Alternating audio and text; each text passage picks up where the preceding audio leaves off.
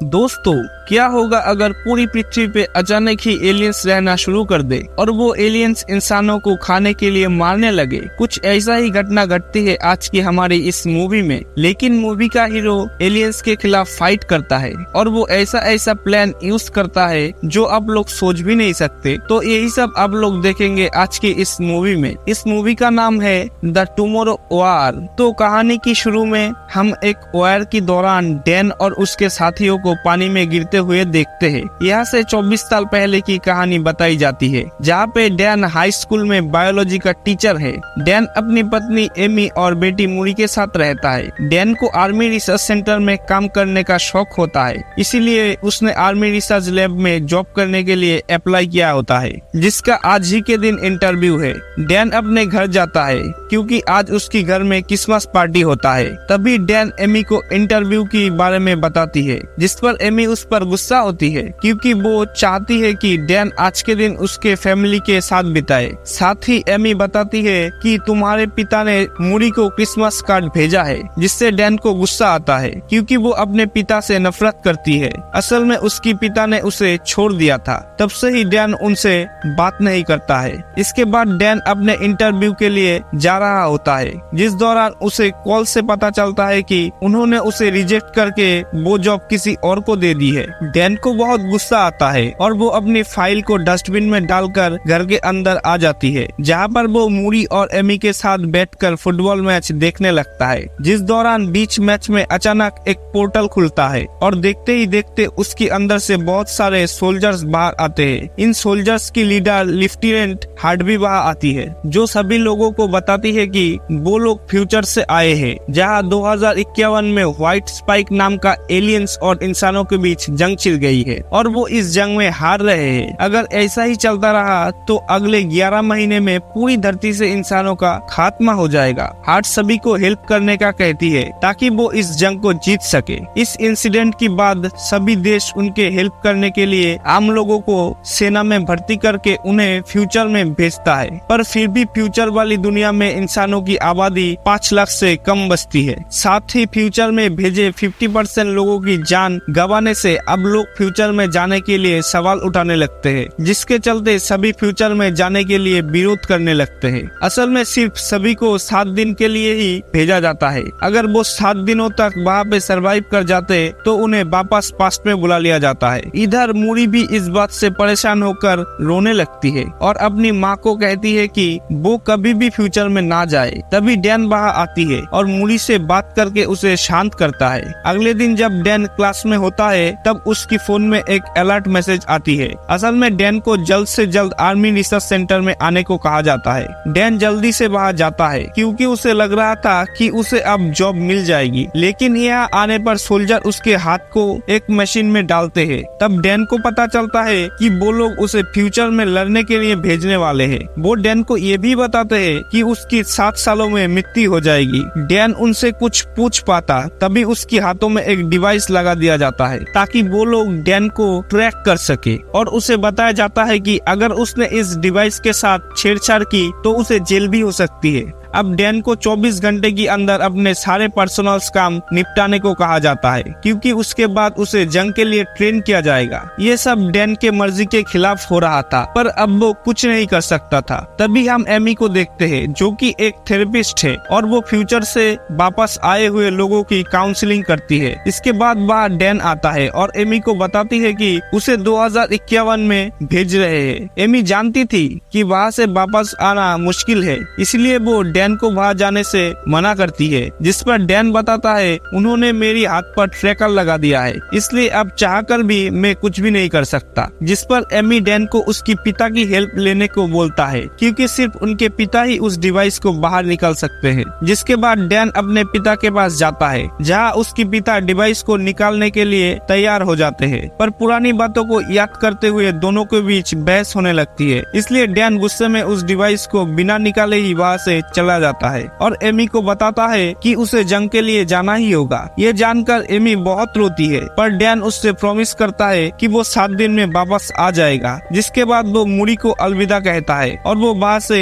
Research centre चला जाता है। यहाँ डैन के साथ कई लोग फ्यूचर में जाने वाले थे। यहाँ सभी को आर्मी ड्रेस दिया जाती है और सबको अलग अलग टीम में बांट दिया जाता है, जिसमें डैन के टीम का नाम आर फोर्स होता है, जो कि एक रिसर्च टीम है। यहाँ एक लड़की सवाल करती है कि वो टाइम मशीन से पीछे जाकर वार शुरू होने से पहले ही दुश्मनों को क्यों नहीं मार सकते। जिस पर वहाँ बैठा एक ऑफिसर उसे बताता है कि उनकी टाइम मशीन सिर्फ 30 साल का टाइम ट्रेवल कर सकता है, जिसमें वो सिर्फ 2051 जाकर वहाँ से वापस 2022 में आ सकता है। इसके अलावा उन्हें ये भी बताया जाता है कि उनके जो दुश्मन है वो कोई इंसान नहीं है बल्कि एलियंस है। रात होने पर डैन अपने दोस्त चार्ली से बात करता है, जिस दौरान इमरजेंसी अलार्म बजने लगती है। तभी लेफ्टिनेंट हार्ट सबको अभी के अभी फ्यूचर में जाने को कहती है। अब क्योंकि सबको ट्रेनिंग खत्म करने के बाद वहाँ ले जाना चाहिए था, पर लेफ्टिनेंट हार्ट का कहना था कि एलियंस ने उनके रिसर्च सेंटर पर अटैक कर दिया है। अगर वो लैब तबाह हो गई तो वो वार में हार जाएंगे। इसके बाद सभी को एक जगह पे बुलाया जाता है और एक एक करके उन्हें फ्यूचर में भेजने लगते हैं, जिस दौरान सिस्टम में कुछ खराबी आ जाती है, जिसके कारण वो सभी जमीन पर पहुंचने की जगह आसमान में ही रह जाते हैं और फिर एक एक करके सभी नीचे गिरने लगते हैं। ये वही सीन था जो हमें कहानी की शुरुआत में दिखाया जाता है। यहाँ डैन और कुछ लोग एक स्विमिंग पूल पे गिरते हैं, जबकि बाकी लोग जमीन पर गिरकर मर जाते हैं। यहाँ के हालात देखकर वो सभी डर जाते हैं, क्योंकि हर तरफ सिर्फ एलियंस थे। इसके बाद हम फ्यूचर के दुनिया की कर्नल को देखते हैं, जो बचे हुए लोगों से कांटेक्ट करती है। वो डैन को टीम लीडर बनाते हुए कहता है कि उसे रिसर्च लैब में फंसे हुए लोगों को बचाना होगा। डैन अपने टीम के साथ लैब की ओर निकल जाता है। सभी लैब पहुंचती है और देखते हैं कि एलियंस ने सभी लोगों को मार दिया है। जब कर्नल को इस बारे में पता चलता है तो वो बहुत ही दुखी होती है और डैन को लैब में रखे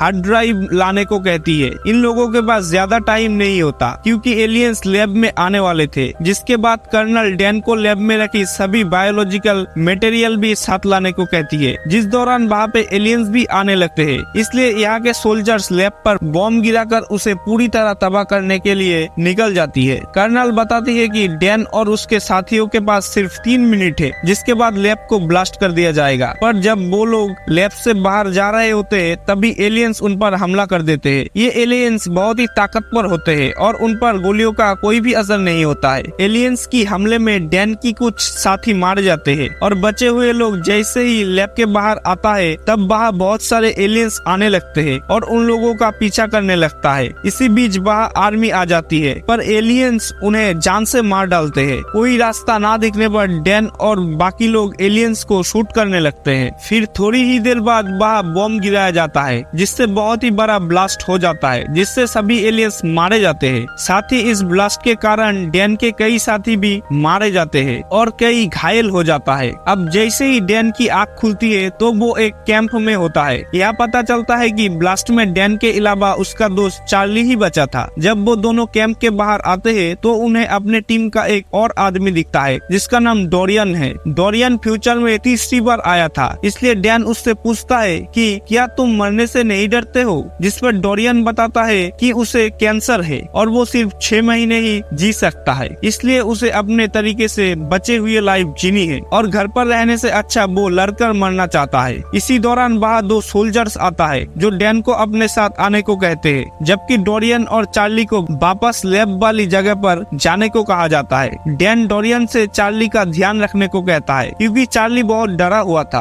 और वहाँ वापस नहीं जाना चाहता था। दूसरी ओर डैन जब कर्नल से मिलता है तो उसे पता चलता है कि वो उसकी बेटी मूडी है। असल में मूडी फ्यूचर में बड़ी हो चुकी थी। डैन उसे कर्नल की पोस्ट पे देखकर बहुत ही खुश होता है और खुशी से रोने लगता है। अब जैसे ही डैन उसे हक करने वाला होता है तब मूडी उसे रोक देती है। साथ ही उसे कहती है कि मैंने तुम्हें यहाँ पर इमोशनल होने के लिए नहीं बुलाया है, बल्कि एक खास वजह से बुलाया है। जब डैन उसे उस वजह को पूछता है तो मूडी उसे वक्त आने पर सब कुछ बताने का कहती है। इसके बाद मूडी डैन को अंदर ले जाती है और फीमेल व्हाइट स्पाइक एलियन के बारे में बताती है। मूडी का कहना था कि फीमेल एलियन बहुत ताकतवर और गुस्सेल होती है, जो कि जमीन के नीचे अपना घोंसला बनाती है और एलियंस को पैदा करती है। इस फीमेल एलियन की हिफाजत सभी मेल एलियंस करते हैं और उसकी हिफाजत में अपनी जान तक दे देते हैं। मूरी डैन को अपने साथ एक मिशन पर ले जाने को कहती है। इस मिशन में वो फीमेल एलियन को पकड़कर उसकी डीएनए से एक टॉक्सिन बनाना चाहती है, जिससे सभी एलियन को मारा जा सके। असल में सभी अब तक मेल एलियंस को मार रहे थे, लेकिन फीमेल एलियंस को मार पाना मुश्किल था। अगर फीमेल एलियंस मर जाए तो फिर और एलियंस पैदा नहीं होंगे और बचे हुए एलियंस को मारकर वो दुनिया को बचा लेंगे। इसके बाद वो सभी उस जगह पे जाते हैं जहाँ फीमेल एलियंस जमीन के अंदर रहती थी। इस जगह पे जाकर मूरी डैन को ऊपर ही रहने को कहती है। फिर वो नीचे जाकर फीमेल एलियन को पकड़ने लगती है। ये एलियन बहुत ताकतवर होती है और वो अपनी मेल एलियंस को आवाज लगाकर उन्हें बुलाने लगती है। फिर कुछ देर बाद वहाँ पे बहुत सारे एलियंस आने लगते हैं। ये देखकर डैन अपनी बेटी मूरी को बचाने के लिए नीचे उतर जाता है। आखिर में उस फीमेल एलियन को पकड़ लिया जाता है और फिर उसे हेलीकॉप्टर की मदद से आर्मी सेंटर में भेज दिया जाता है। पर तभी वहाँ पे कई सारे एलियंस आ जाती है, जिनके हमले से काफी सारे सोल्जर्स मारे जाते हैं। इधर डैन और मूरी आर्मी की एक ट्रक में बैठ जाते हैं, जहाँ डैन कार को ड्राइव करता है और मूरी एलियंस को शूट करती है। इसके बाद वो दोनों एक बीच पर पहुंच जाते हैं, जहाँ पर एक भी एलियन नहीं था। यह मूरी डैन से गुस्सा होकर पूछती है कि वो हेलीकॉप्टर से नीचे क्यों आया, जिस पर डैन कहता है कि तुम मेरी बेटी हो और तुम्हें खतरे में देखकर मैं चुप कैसे बैठ सकता था। यह मूरी डैन को बताती है कि मैं जब 12 साल की थी तब तुम मुझे और मेरी माँ को छोड़कर चले गए थे और फिर कुछ सालों बाद तुम्हारी मृत्यु हो गई थी। यही कारण था कि मूरी अभी तक डैन को देखकर खुश नहीं था। मूरी को रोता देख डैन बहुत ही दुखी हो जाता है। उसे समझ नहीं आ रहा था कि आखिर उसने पास्ट में अपनी फैमिली को क्यों छोड़ा। फिर थोड़ी देर बाद वहाँ हेलीकॉप्टर आता है और समुद्र के बीच में आर्मी सेंटर ले जाता है। इस जगह को इतना खास बनाया गया था कि कोई भी एलियंस बाहर ना आ सके। इस जगह पर ही उस फीमेल एलियन को रखा गया था। मूरी उसका ब्लड सैंपल लेकर उसका डीएनए निकालती है। डीएनए चेक करने पर उसे पता चलता है कि उसे अभी भी कई सैंपल लेकर हजारों टेस्ट करने होंगे, तब जाकर एक टॉक्सिन बनेगा। इस टॉक्सिन के बनने के बाद वो सभी एलियंस को आसानी से मार पाएंगे। मूरी सभी डीएनए सैंपल्स पर काम करती है, लेकिन उसे अभी तक एक परफेक्ट डीएनए सैंपल नहीं मिला था। ये सैंपल्स सिर्फ 60% और 50% तक सीमित होते थे। मूरी पूरी रात जाकर सैंपल टेस्ट करती है, पर अभी तक उसे कोई अच्छा रिजल्ट नहीं मिला था।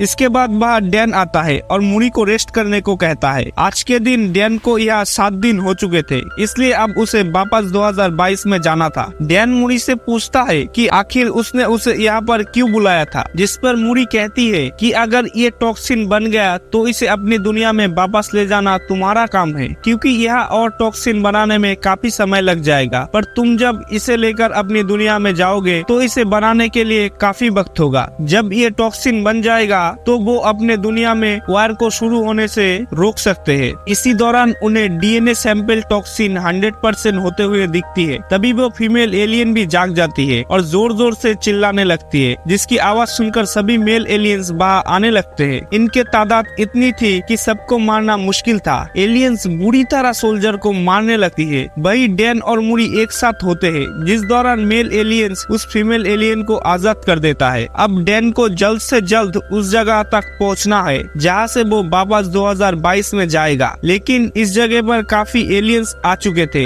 दोनों उन्हें मारते हुए आगे बढ़ते हैं कि तभी फीमेल एलियन मूरी पर अटैक करके उसे जख्मी कर देता है। इसके बाद डैन मूरी को लेकर आगे बढ़ता है। तब टाइम ट्रैवल मशीन ऑन हो जाती है। यहाँ पे मूरी डैन से माफी मांगती है और कहता है कि मैं भी तुमसे बहुत प्यार करती हूँ। डैन अपने बेटी को भी पास्ट में ले जाना चाहता था, इसलिए वो उसके पास ही बैठ जाता है। पर तभी वहाँ पे फीमेल एलियन आ जाती है और मूरी को पकड़ लेती है। डैन उसे बचा पाता इससे पहले ही टाइम मशीन द्वारा उसे 2022 में भेज दिया जाता है। यह डैन के साथ साथ चार्ली, डोरियन और बाकी के कुछ लोग भी आए हुए थे। इसके बाद डैन लेफ्टिनेंट हार्ट को वो टॉक्सिन देता है और बड़ी मात्रा में बनाकर फ्यूचर में भेजने को कहती है, जिस पर लेफ्टिनेंट हार्ट बताती है कि अब जंप लिंक बंद हो गया है, यानी कि अब वो टाइम मशीन को यूज नहीं कर सकते हैं, इसलिए वो ये वार हार गए हैं। जिसके बाद डैन अपने पत्नी से मिलता है। डैन फ्यूचर में मूरी की मृत्यु को लेकर बहुत ही दुखी था। जब वो घर आकर मूरी को देखता है तो उसे गले लगा लेता है और रात भर उसके रूम में ही बैठा रहता है। जिसके बाद एमी उसके पास आती है। तब डैन उसे फ्यूचर की मूरी के बारे में सब कुछ बताती है और डैन फ्यूचर में होने वाले वार को रोकने के लिए कुछ करने का सोचता है। इसलिए वो सबसे पहले डोरियन के पास जाता है और उससे एलियन का नेल मांगती है, जो कि डोरियन फ्यूचर में जाकर अपने पास रख लिया था। इसके बाद वो दोनों उस नेल को लेकर चार्ली के पास जाता है। चार्ली उस नेल पर रिसर्च करता है तो उन्हें पता चलता है कि उनके नेल्स पर ज्वालामुखी की राख लगी हुई है। चार्ली बताता है कि ये राख चाइना में फटे ज्वालामुखी की राख है। तब डैन कहता है कि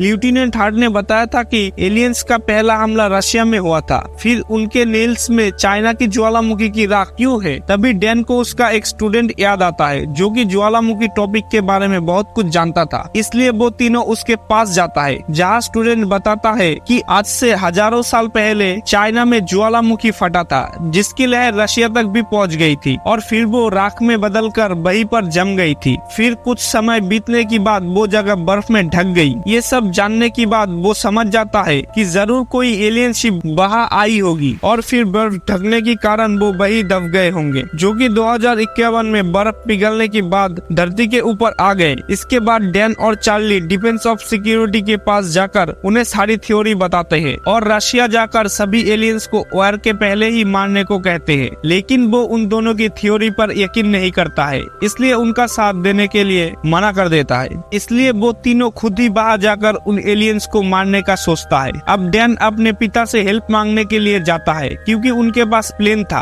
डैन अपने पिता को सारी बात बताता है और कहता है कि उसे एलियन को मारने के लिए रशिया के ग्लेशियर आइलैंड पर जाना होगा, जिसके लिए उसे अपने पिता का प्लेन और एक पायलट की जरूरत है। डैन के पिता उसकी बात मान जाती है और साथ चलने के लिए राजी हो जाते हैं। इसके अलावा डैन लेफ्टिनेंट हार्ट की मदद से बहुत सारे टॉक्सिन बनवा चुका था, जिसे लेकर वो लोग रशिया जाते हैं। यहाँ डैन अपने साथ एक टीम लेकर गया था। वो सभी ग्लेशियर आइलैंड के ऊपर पहुंच जाते हैं और एक ब्लास्ट करके जमीन के नीचे जाते हैं, जहाँ उन्हें एक एलियन शिप दिखाई देती है जो कि काफी टाइम पहले क्रैश हो गई थी। वो अंदर जाके देखते हैं तो उन्हें एलियंस की डेड बॉडीज दिखती है। यहाँ पर उन्हें पता चलता है कि कुछ एलियंस अपने आप को जिंदा रखने के लिए सो रहे हैं, जिसके बाद वो अपनी टॉक्सिन से उन एलियंस को मारने लगते हैं, जिस दौरान फीमेल एलियन जाग जाती है और उन सब पे हमला कर देती है। तब डोरियन सबको शिप से बाहर जाने को कहकर शिप को ब्लास्ट करके सब कुछ खत्म करने का कहती है। इसके बाद वो सभी एलियंस एक एक करके बाहर आने लगती है, जिन्हें डैन के पिता शूट करके